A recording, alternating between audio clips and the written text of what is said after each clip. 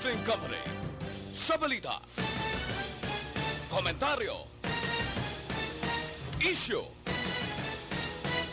serbisyo publiko. Aksyon Radio!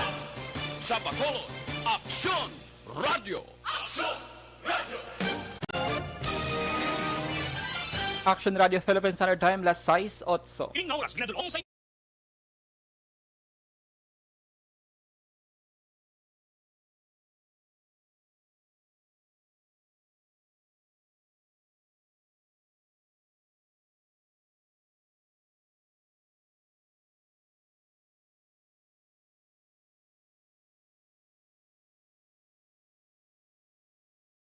Balita Evening Edition. Magadulong sa inyo sang mga nagapanguna nga balita lokal, national, international, sports, kag entertainment. Aksyon! Balita Evening Edition. Kag karon ang inyong news team. Una sa balita, una sa aksyon.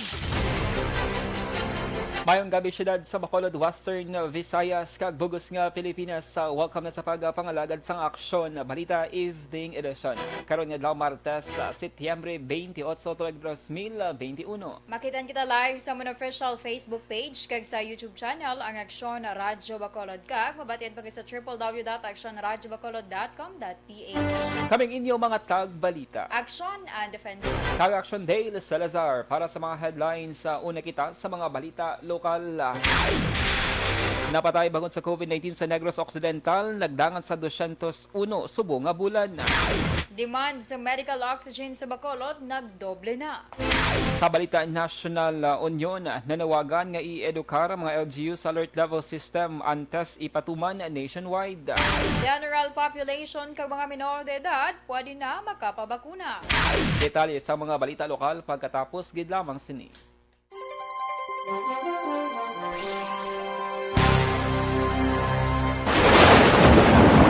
Ang elementary nga evacuation center na concerned din baha man. Uy, kasi tinagaman apat kumansaka ang tubig. Actually, ko po Hindi may kumakaat na ang tubig. So, ulat natin nga pagsuwat nga ng traffic to or nag-transit dito sa sulod ang mga continuous rain ang nag-isang sa factor sa pagsaka sa sining tubig sa subong.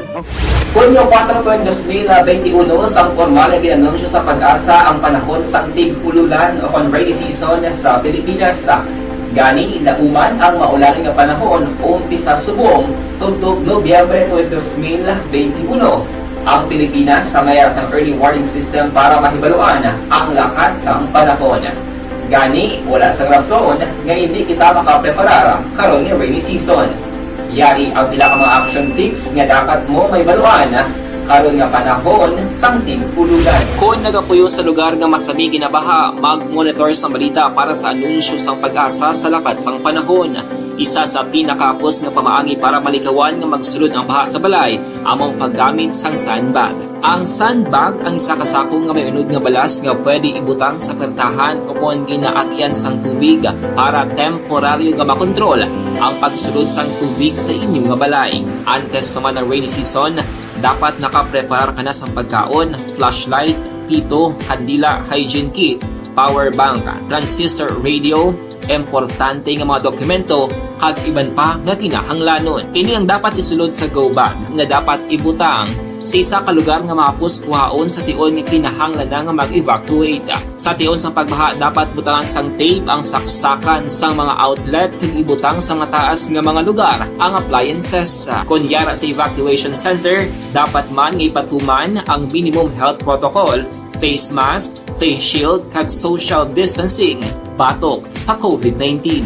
Sa panahon sa tig-ululan, dapat man proteksyonan ang ikaayong lawas batok sa bila ka mga masakit, kang isang dengue, leptospirosis, cholera, typhoid fever, hepatitis A, influenza, kag iban pa. Nagpanugyan man ang DOH kay pabili ng proper hygiene kay pag-inom sang limpyo nga tubig. Lutuon sang husto ang pagkaon para malikawan ang contamination. Maghugas sang kamot antes kag pagkatapos ang kaon kag matapos nga mag-usar sang banyo. Likawan man ang paglangoy o kon pagtubog sa baha. Kini sa Aksyon Dale Salazar para sa Action Tips nga nagapahanungnog nga maghalong sa tanan nga tion. ang elementary nga evacuation center na concern din baha man. Uy. Wala kay tinagaman apat pumansaka ang tubig. Actually, ikaw po Di ba medyo mataas na ang tubig, so ginaulat nato nga Siwat nga ng traffic to or nag-transit dito sa sulod ang Mang continuous rain ang nag-subject sa factor sa pagsaka sa sining tubig sa subong. Hunyo 4 2021, sang formal na ginanunsyo sa pag-asa ang panahon sang tig-ululan o rainy season sa Pilipinas. Gani, lauman ang maularing nga panahon umpisa subong tugtog Nobyembre 2021. Ang Pilipinas sa mayroon sang early warning system para mahibaluan ang lakat sang panahon. Gani, wala sang rason nga hindi kita makapreparar karon nga rainy season. Yari ang pila ka mga action tips nga dapat mo may baluan karon nga panahon sang tig-ululan. Kung nagapuyo sa lugar nga masami ginabaha, mag-monitor sa balita para sa anunsyo sang pag-asa sa lakat sang panahon. Isa sa pinakapos nga pamaagi para malikawan nga magsulod ang baha sa balay, among paggamit sang sandbag. Ang sandbag ang isa kasakong nga may unod nga balas nga pwede ibutang sa pertahan upon ginaagyan sang tubig para temporaryo nga makontrol ang pagsulod sang tubig sa inyong nga balay. Antes naman ng rainy season, dapat nakapreparar ka na sa pagkaon, flashlight, pito, kandila, hygiene kit, power bank, transistor radio, importante nga mga dokumento, kag iban pa nga kinahanglanon. Ini ang dapat isulod sa go bag nga dapat ibutang sa isa ka lugar nga mapus kuhaon sa tion nga kinahanglan nga mag-evacuate. Sa tion sa pagbaha dapat butangan sang tape ang saksakan sang mga outlet kag ibutang sa mataas nga mga lugar ang appliances. Kunyara sa evacuation center, dapat man nga ipatuman ang minimum health protocol, face mask, face shield kag social distancing batok sa COVID-19. Sa panahon sa tig-ululan, dapat man proteksyonan ang ikaayong lawas batok sa pila ka mga masakit, kang isang dengue, leptospirosis, cholera, typhoid fever, hepatitis A, influenza, kag iban pa. Nagpanugyan man ang DOH kay pabili ng proper hygiene kay pag-inom sang limpyo nga tubig. Lutuon sang gusto ang pagkaon para malikawan ang contamination. Maghugas sang kamot antes kag pagkatapos ang kaon kag matapos nga mag-usar sang banyo. Likawan man ang paglangoy o kon pagtubog sa baha. Kini sa Aksyon Dale Salazar para sa Action Tips nga nagapahanundong nga maghalong sa tanan nga tion. ang elementary nga evacuation center na concern din baha man. Uy. Wala kay tinagaman apat pumansaka ang tubig. Actually, ikaw po Di ba medyo mataas na ang tubig, so ginaulat nato nga Siwat nga ng traffic to or nag-transit dito sa sulod ang Mang continuous rain ang nag-subject sa factor sa pagsaka sa sining tubig sa subong. Hunyo 4 2021, sang formal na ginanunsyo sa pag-asa ang panahon sang tig-ululan o rainy season sa Pilipinas. Gani, lauman ang maularing nga panahon umpisa subong tugtog Nobyembre 2021. Sa aksyon! Action Radio Philippines Standard Time alas 6:16 kagaron sa detalye na sang mga balita lokal. Naglabot sa record-breaking high ang kadamuon sa mga nagkalamatay sa COVID-19 sa Negros Occidental subong nga bulan sang Setyembre umpisa sang nagsugod ang pandemika. Sa datos sang Provincial Incident Management Team, 201 ang nagkalamatay humalin Setyembre 1 tubtob 27 2021. Pinakadamo nga daily deaths ang record sang Setyembre 15 kag 17 nga may tig 26 ang nagkalamatay. Apang may zero new COVID-19 death man nga na-record sang Setyembre 8 kag 21. Kalabanan sa mga nagkalamatay ang wala mabakunahan kontra COVID-19. Na-record man ang highest COVID-19 monthly cases sa subong nga Setyembre nga may 5,198. Nagpositibo sa COVID-19 ng Provincial Health Officer sa Negros Occidental nga si Dr. Ernel Tumibang. Inagin kumpirmar ni Governor Bong Lacson sa interview sa Aksyon sa interview sa Capital Media subong adlaw. Suno sa kay Lacson, pamatuod lamang ini nga wala sang ginapili ang nga tapikan ang COVID-19 kag kapiligroso sang virus. Dugang pa ni Aksyon nga magluwas kay tumimbang may pilaman ka mga encoders kag frontliners sa Teresita L. Halanduni Provincial Hospital sa syudad sang Silay ang nagpositibong man sa virus. Ini ang rason suno sa gobernador kun nga naghinay ang pagpagwa sa resulta sang RT-PCR testing sa molecular laboratory sang hospital. Kalabanan sa mga swab samples ang ginapadala na lamang sa Valladolid Molecular Laboratory. Yeah, just to show you, even our frontliners are getting hit, no? Whereas even our medtechs and encoders in the Teresita Provincial Hospital, they were hit. That's why there's a slowdown in the test results, no? The coming out. Kabahin sa pagpahayag ni Negros Occidental Governor Bong Lacson. Liwat nga ginpanawagan ni Negros Occidental Governor Bong Lacson sa mga Negrosanon nga magpabakuna na kontra COVID-19, ilabi na sa mga senior citizens nga sa nagapang duha-duha. Ini matapos nga magdangan sa 3,896 ang aktibo nga kaso sa COVID-19 kag 803 ang napatay sa petsa nga Setyembre 27, 2021. Nagapati si Lacson nga Delta variant na ang nagaigo sa probinsya bangod sa madasig nga paglaptas sang virus. Ginpahayag ni Lacson nga importante man ang pagpabakuna bangod labanan sa mga nagkalamatay ang mga unvaccinated COVID-19 positive patients. Nabalak ka man ining posible maglabot pa sa masobra 4,000 ang kaso sa masunod nga mga inadlaw. Sa iban nga balita lokal, ginbulgar ni Bacolod City Vice Mayor Elcid Familiaran nga mayara sang isa ka planta sang oxygen sa syudad ang nagakuha na sang supply sang medical oxygen sa Cebu bangod nagdoble na ang normal nga demand sang oxygen. Ginaangot sang BC Alcalde ang pagdoble sa demand sang oxygen sa pagsaka sa kaso sang COVID-19 sa syudad kag puno nga mga hospital bangod sa madamo nga mga pasyente nga nagpositibo sa virus. Nakigangot na si Familiaran sa A1 gas sa barangay Alihis kag sa adlaw sa Huwebes may mag-aabot nga medical oxygen halin sa Cebu. Isa pa sa ginalantaw nga pagsaka sa demand sang oxygen amo ang pagbakalas ng pila ka pamilya nga wala pa man nagakinahanglan apang preparasyon sa palabuton. Sa impormasyon sa opisyal, ang mga planta sang oxygen sa Bacolod ang may 24 oras nga maintenance kada bulan. Padayon nga nagapanawagan ang Vice Alcalde sa publiko nga magpadulong sa mga vaccination site para magpabakuna kontra COVID-19 kag istrikto nga magtuman sa mga health protocol. Sa dugang pang balita lokal, gindakop ang napulo ka mga persona nga naglapas sa curfew kag liquor ban matapos nga nag-intras sa binayle sa may Purok Isla, Barangay Villamonte, Ciudad sa Bacolod. Sunod kay Station 4 Commander Major John Ray Batadlan, isa ka concerned citizen na naghatag sa ila sa impormasyon angot sa binayle sa lugar.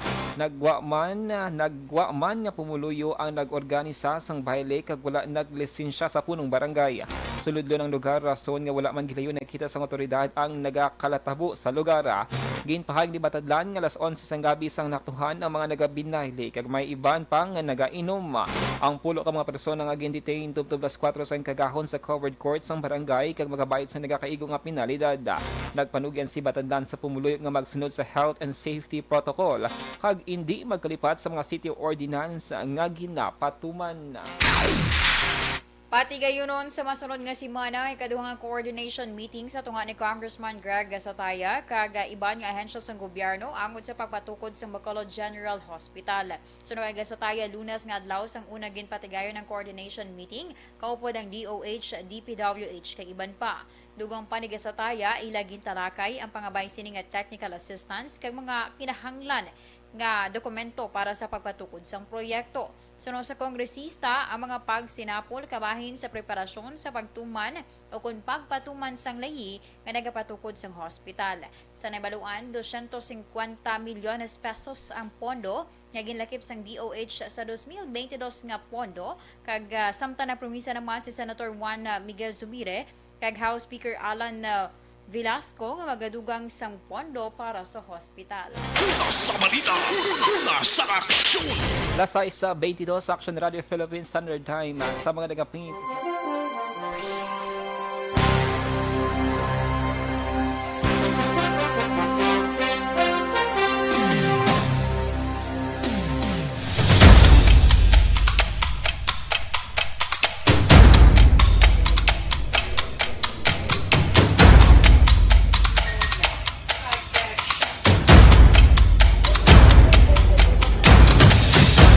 Isa kadako nga pagpanghangkat sa kabuhi sang kada persona ang ipabilin ang iya panindugan sa kabuhi.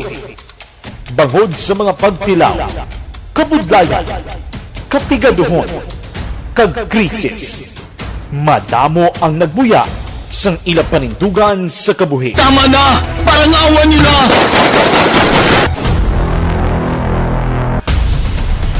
Apang ang DYEZ Aksyon Radio Bacolod sa sulod na sang 52 katuig padayon nga komitido sa panindugan nga mag-alagad.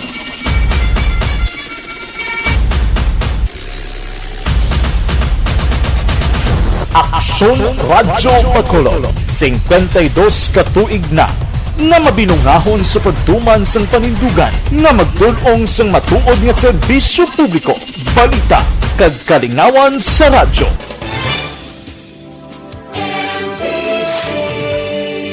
Manila Broadcasting Company. Sa balita, komentaryo, isyu, serbisyo publiko. Aksyon Radio! Sa Bacolod, Aksyon Radio! Aksyon Radio!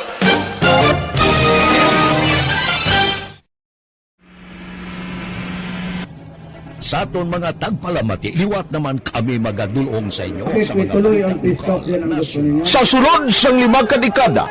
Humalin sa tuig nga naangkon sang pungsod ang hirwayan gikan sa kamot sa mga mapigos nga nasyon. Kita sa gihapon ang nagaugyon, kahapon subong kag sa palaabuton.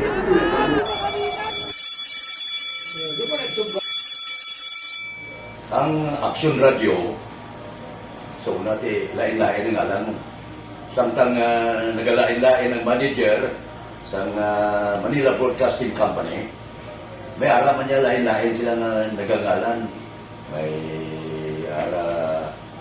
ngalanan nila. Basta ang naluyagan sa manager ya, ingalan niya na. Nag-una siya nakilala dito sa La Carlota. Pagkatapos, yung sa ilo dito sa Bacolod, amo na nagtulukaw na ang nagkalain-lain ng mga manager, Boy Robles, si Conipo, naging manager, sila ni Hanggayo, si Johnny Bere, si JJ Ducampo, kag subong si Miss Nuna Di Maala Magbanwa. Ang sadto magamay nga community radio station ang ginpasira matapos nagpanindugan nga ipalapnag ang kamatuuran kag buligan nga mauntat ang pagpamigos sa katawhan. Ang DYEZ actually, Aksyon Radio, karon sa una nag-start din siya as a music station. No? This is the first music station with the ciudad sa Bacolod. No? When it was launched in 1969, it was a music station. Pero dito nakilala to damo din yung mga sikat na mag-DJ at that time. No? Sa 1986 or 87, ang Aksyon Radio, because of the entry sa mga FM stations, nag-amat-amat na nag-decide to transform itself into a news and public affairs station. No? That's why yung dinay na naman-amat ang namisulod. Ako I started as a news writer. So, dito na nag-start sa mga 86-87 ang news and public affairs ng Aksyon Radio Bacolod. No? Kag sa mag-fire ko my part because the year nga nagsulod ko, ito ko nagdamo di po dito at that time. No, po ni Presidente Aquino upon assumption into office pagkatapos ng EDSA Revolution. So, nagkatapos isang nagtabog dito. No? So, that's how Aksyon Radio started as a music station and later as a news and public affairs station.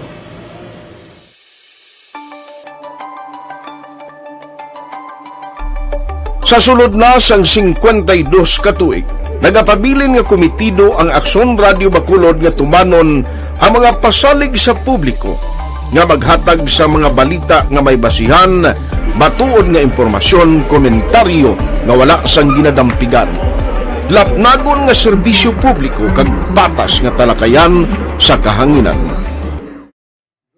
Because as a reporter, it is always our commitment to be honest, especially sa paghatag sa impormasyon sa mga tao kay man kalabanan sa mga tao subong ang naga-rely gid or salin sa huna ang mga tao naga-rely gid sa impormasyon na ginahatag sa mga media people. So that is my commitment nga mangin tampad sa serbisyo. Ang balita nga mabatian sa DYEZ Aksyon Radio Bacolod ang nagaagi sa maidid nga pag-usisa kag pagtipon sang impormasyon. Lamang masiguro nga ang mabaton nga impormasyon sa publiko ang matuod kag wala sang may ginapasino. Ginahimo sa Aksyon Radio ang pagbalita, gina-follow up, ginakadtuan personal para mahibaluan kung anano ang kaundan sang balita, kung matuod kag hindi nga balita. Dira mahibaluan sa amon nga mga tagpalamati ang factual kag may basihan nga balita para sa aton sini nga mga ka-aksyon. Sa piyak sa amat-amat nga pag-init sang away sa politika. Ito po, tatandaan nyo, kasi itataga po natin ito sa bato. The last man standing is a woman. Padayon nga nagapanindugan ang Aksyon Radio Bacolod nga patas sa pagdala sang balita. Ginhawat ang himo sa mga health protocols. You cannot treat Bacolod as an island. It is part of Negros Occidental. It is part of Negros Island and it's part of the Philippines. Ang problema kita. So let us avoid something like that again. Kinahanglan maapilar ko sa gihapon sa inyo sa pagsunod strictly sa aton mga health protocols. Masobra na 5 kadekada, wala na ikuan ang pangalan sang DYEZ Aksyon Radio Bacolod kag padayon nga ginasaligan sang minilyon nga tagpalamati sa isla sang Negros. So ako as a member sa Aksyon Radio family, that's been my principle ever since. No? Yung kinanglan ang mga informasyon nga ato ginapagawa sa tao are credible and legitimate. No? Kaya muna ato ginagkaming responsibility as a broadcaster. No? Kaya ang ato responsibility is to inform, to educate, and to entertain. Now, parang mahimula ito rin we should be very credible and magpagawa lang sa mga legitimate na mga information. That is why ang Aksyon Radio ever since nag-aaway, hindi kasi sila tawag ng fake news lang because we want to give credible information, truthful information sa aton nga mga listeners. So that is our commitment sa aton nga mga listeners nga we will serve you in the most credible manner kag pinaka-legitimate nga mga information nga kinahanglan ninyo sa inyo sining adlaw-adlaw nga pambuhi. No? So, kami dire sa Aksyon Radio, that is our commitment to give you, to inform, to educate you, and to entertain you sa among sining masaragan. Ang pagdulong sang informasyon isa ka commitment para sa aton sining mga tagpalamati ang matutuod nga balita. Kay kung hindi matuod nga balita, wala man sang dapat nga balita. Dapat ang balita gid nga para gid sa aton sini nga mga kauturan.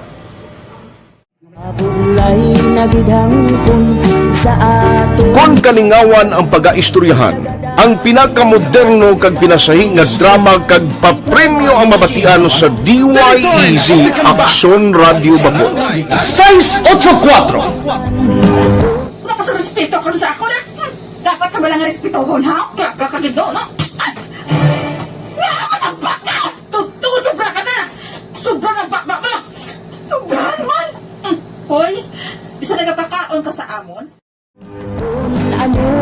Pumalin sa mga drama nga makatalandog balatyagon, mga drama nga napuno sang aksyon kag pagtulunan sa kabuhi kag drama nga puno sang kalingawan kag kalipayan, diri tanan mabatian sa DYEZ Aksyon Radio Bacolod.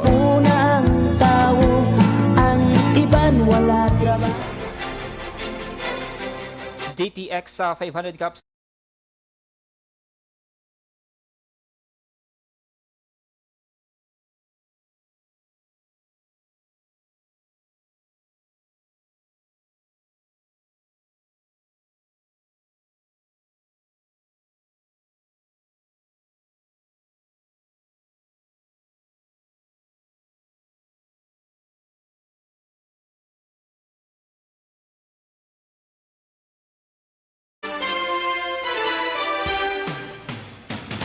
Kagkaron sa detalye na sang mga balita nasyonal.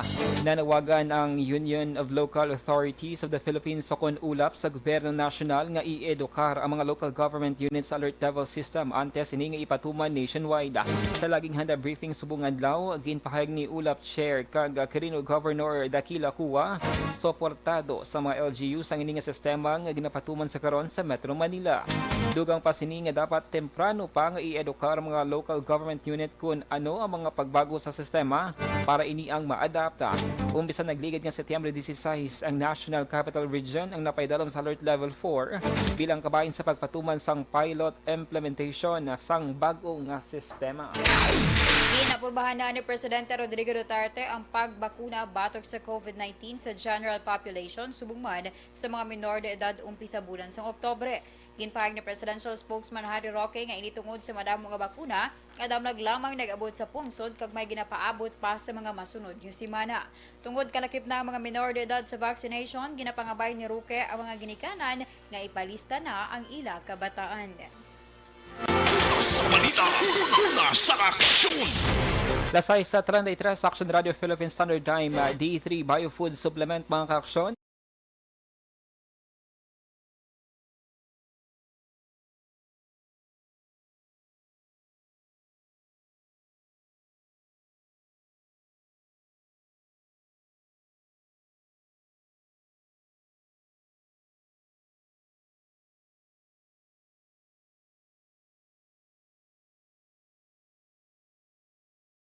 Aksyon Radio Philippine Standard Time. Subong nga tinong aksyon na Amerika kita sa isa ka winner para sa aton sining PPP promo. Pasada Papremyo Panalo 2021. Anong para mo? 1, 2, 3, 4. Samtang nagabiyahe, magpamati sa Aksyon Radyo Bacolod. Pasada Papremyo Panalo 2021. Kasi ikaw na ang tagnog sa 500 pesos sa cash sa kada adlaw. Dari lang sa #1 AM radio station. Aksyon Radio. Magkuha na sa entry form sa good na kamasakop sa Pasada Papremyo Panalo 2021. Per DTI Fair Trade Permit Number R6 Negros Occidental 085 Series of 2021. Check and verified by DTI Representative Admin Officer Kenneth Villarosa kag PPP Promo Coordinator. Congratulations sa Reynaldo Beldia. Reynaldo Beldia, 58 anyos, residente sang Puro 4 Magsungay, Barangay Singkang Airport, Bacolod City. May route actionan nga Magsungay, Central Marqueta. Siya subong aton sining winner September 28, 2021. Salamat, congratulations Reynaldo Beldia, 58 anyos, Puro 4 Magsungay, Barangay Singkang Airport. Pasada Papremyo Panalo 2021. Anong para mo? 1, 2, 3, 4. Samtang nagabiyahe, magpamati sa Aksyon Radyo Bacolod. Pasada Papremyo Panalo 2021. Kasi ikaw na ang tagnog sa 500 pesos sa cash sa kada adlaw. Dari lang sa #1 AM radio station. Aksyon Radio. Magkuha na sa entry form sa good na kamasakop sa Pasada Papremyo Panalo 2021. Per DTI Fair Trade Permit Number R6 Negros Occidental 085 Series of 2021. Inyo na batihan ang kabugusan nga mga balita sa Aksyon Balita Evening Edition. Karon nga adlaw Martes, Setyembre 28, 2021. Salawat kaming inyo mga tag-balita. Aksyon and Defensor.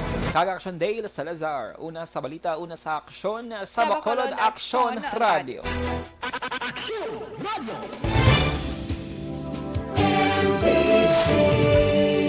Manila Broadcasting Company. Sa balita, komentaryo, issue,